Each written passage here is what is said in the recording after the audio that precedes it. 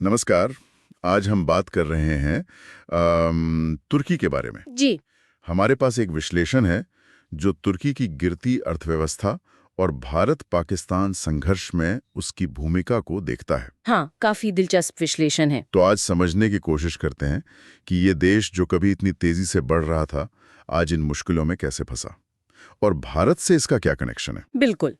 तो ये विश्लेषण कहता है कि तुर्की और भारत के रिश्तों में आजकल थोड़ा तनाव साफ दिखता है। हाँ, और वजह कश्मीर मुद्दे पर तुर्की का रुख। बिल्कुल।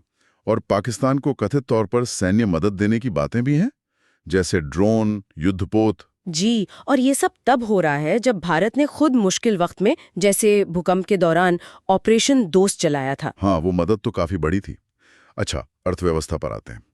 स्थिति वाकई गंभीर लगती है।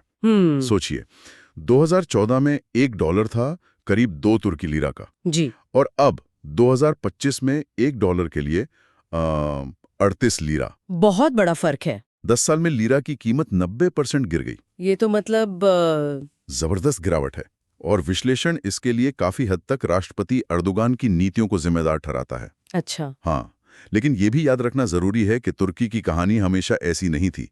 उसकी पिछली सफलता के पीछे ठोस वजह थी। जैसे कि एक तो देखिए उसकी लोकेशन, एशिया और यूरोप के बीच एक पुल, गजब की स्ट्रैटेजिक लोकेशन है। हाँ, वो तो है। दूसरा उसका इतिहास, ऑटोमन साम्राज्य की विरासत। और तीसरा 2008 की मंदी के बाद जो विदेशी निवेश आया। तो 2013 तक ये दुनिया की सबसे तेजी से बढ़ती अर्थव्यवस्थाओं में से एक थी। तो फिर 2013 के बाद ऐसा क्या हुआ? कहाँ गड़बड़ हुई? विश्लेषण राष्ट्रपति अर्दोगान की 3 बड़ी आर्थिक चूकों की तरफ इशारा करता है। वो 2014 में राष्ट्रपति बने थे। जी। पहली चूक, ब्याज दरें। हाँ, ये बड़ा मुद्दा रहा। महंगाई बहुत ज्यादा थी, लेकिन उन्होंने इस्लामी सिद्धांतों का हवाला देकर सेंट्रल बैंक पर दबाव डाला कि ब्याज दरें कम करो। बिल्कुल। अब अर्थशास्त्र का सीधा सिद्धांत है कि अगर महंगाई ज्यादा है तो आप ब्याज दरें बढ़ाते हैं ताकि लोग कम खर्च करें। हाँ, लेकिन यहाँ उल्टा हुआ, ब्याज दरें घटी, लोन सस्ते हो गए। तो लोगों ने ज्यादा खर्च किया। हाँ, मांग बढ़ी और महंगाई मतलब बेकाबू हो गई। हाइपर इन्फ्लेशन जिसे कहते हैं, एक वक्त पर 75% तक पहुंच गई थी। 75%? बाप रे। जी, सोचिए, जैसे सस्ता होम लोन मिले तो हर कोई घर खरीदेगा और प्रॉपर्टी के दाम आसमान छूने लगेंगे। कुछ वैसा ही हुआ पूरी अर्थव्यवस्था में। इससे तो निवेशकों में भरोसा भी हिला होगा। बिल्कुल। और यहीं से दूसरी बड़ी चूक जुड़ती है। अच्छा। वो 2016 वाली तख्तापलट की नाकाम कोशिश। हाँ हाँ। उसके बाद एर्दोगान ने जो कदम उठाए, बड़े पैमाने पर सरकारी कर्मचारियों को निकाला गया, करीब 1.5 लाख लोग। 1.5 लाख? और जेल में भी डाले गए कई। जी। करीब 50,000।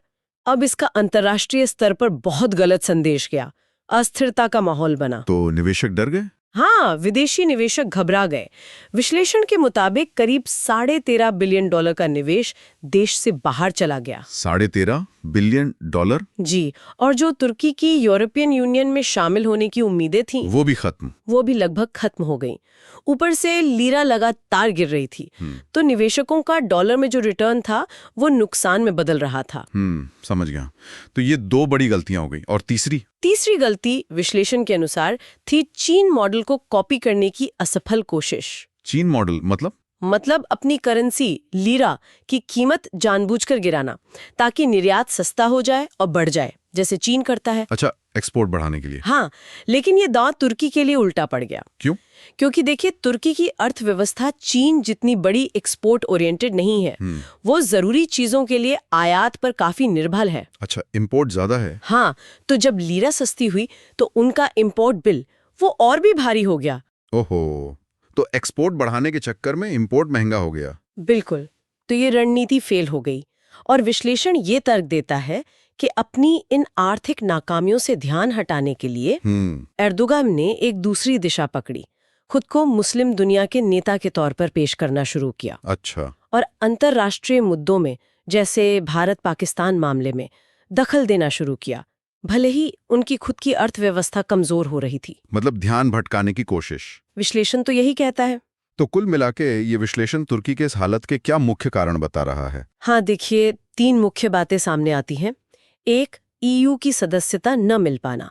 वजह वही, राजनीतिक अस्थिरता और मानवाधिकारों पर चिंताएं। दूसरा, शक्तियों का ठीक से बंटवारा न होना, मतलब सारी ताकत एक जगह केंद्रित होना, खासकर राष्ट्रपति का।